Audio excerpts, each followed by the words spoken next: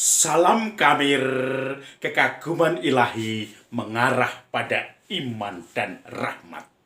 Saudara-saudari yang terkasih, saya meniru gaya orang-orang Farisi di kota Kapernaum, di kota orang-orang yang dikutuk, yaitu kota-kota yang hanya menunjukkan tokoh-tokoh yang munafik saja.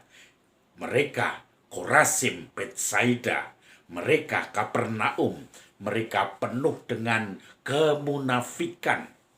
Di mana-mana dengan jumbai jubah yang panjang, kemudian juga dengan tali sembayang. Di sini biasanya juga dikasih dengan ujungnya adalah tali-tali sembayang ini ada ayat-ayat dari perjanjian lama, dan kemudian membawa kitab suci yang bisa untuk melempar anjing sampai kai kai kai kai karena berat sekali ini.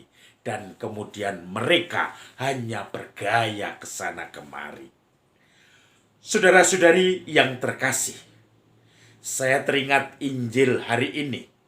Injil hari ini bicara tentang kemunafikan itu.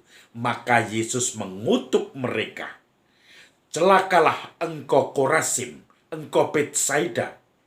Apakah engkau akan ditinggikan sampai ke ujung langit? Tidak.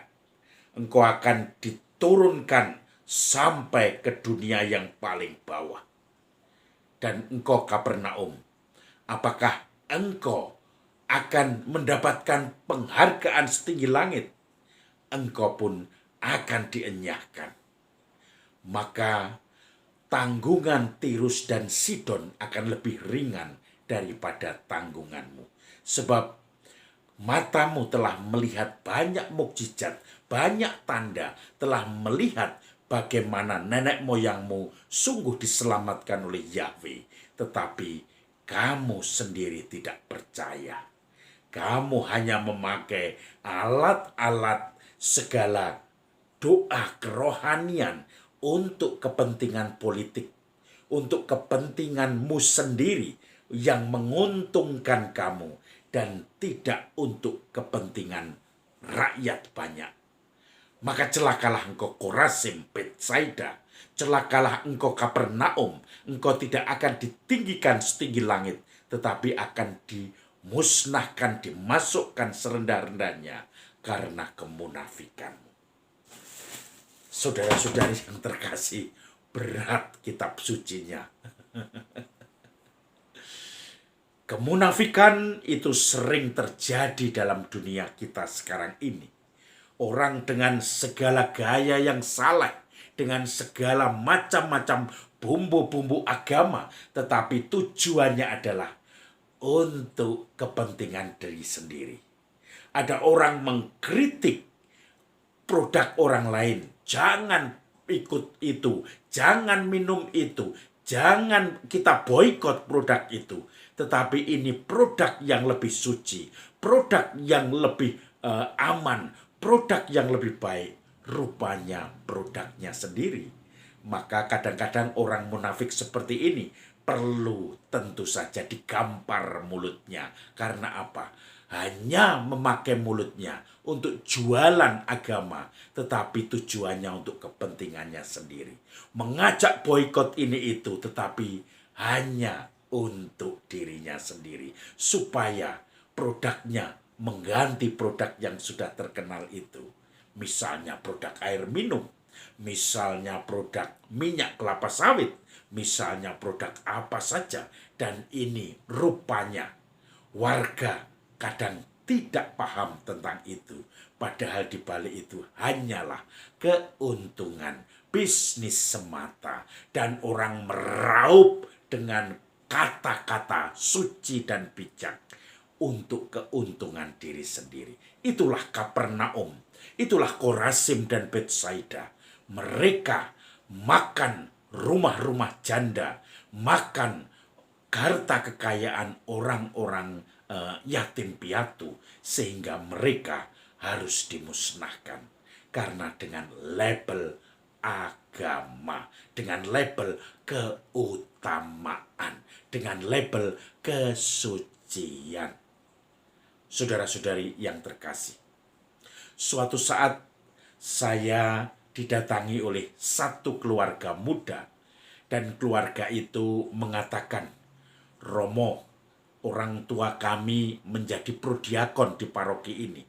Tetapi orang tua kami itu karena sudah tua, itu sering malah bertengkar antara bapak dan mama saya, papa saya, karena mereka sudah susah untuk jalan. Yang satu minta tergesa-gesa kalau bertugas, sementara yang lain tidak bisa tergesa-gesa karena sudah tua. Bahkan juga untuk datang ke gereja itu pun sudah susah. Maka kalau boleh Romo, kalaupun tidak dilepas SK-nya, tetapi tetap saja menjadikan prodiakon jangan dijadwal, atau dijadwal yang ringan-ringan saja, yang waktunya tidak riskan sehingga mereka bisa bertugas dengan baik dan merasa diri masih diterima." Saudara-saudari yang terkasih, saya tentunya tidak akan mengkritik orang-orang yang sudah tua tetapi masih aktif melayani di gereja. Tetapi yang saya kritik adalah kalau itu terjadi bahwa mereka bertugas tetapi hanya untuk seakan-akan menjaga image. Saya hebat, saya sudah tua tapi masih aktif di gereja, saya ini, saya itu. Padahal di balik itu sudah ngos-ngosan untuk menjalankan tugas itu. Sudah harus mengorbankan kadang relasi pertengkaran dengan istrinya yang sudah sama-sama sepuh. Dan mereka harus tergesa-gesa ke sana kemari. Mereka sering terjadi percekcokan. Dan kemudian semua hanya untuk menutupi bahwa sebetulnya mereka baik-baik saja. Tentu ini bukan sesuatu kritikan bagi orang-orang yang masih aktif walaupun dalam usia lanjut. Saya memberi poin positif bagi mereka. Tetapi ketika semua itu harus mengorbankan keharmonisan keluarga, relasi keluarga besar, bahkan juga kesehatannya sendiri yang kadang-kadang setelah tugas justru malah masuk angin, kena rematik dan seterusnya, maka lebih baik berfokus pada doa, berfokus pada ibadat.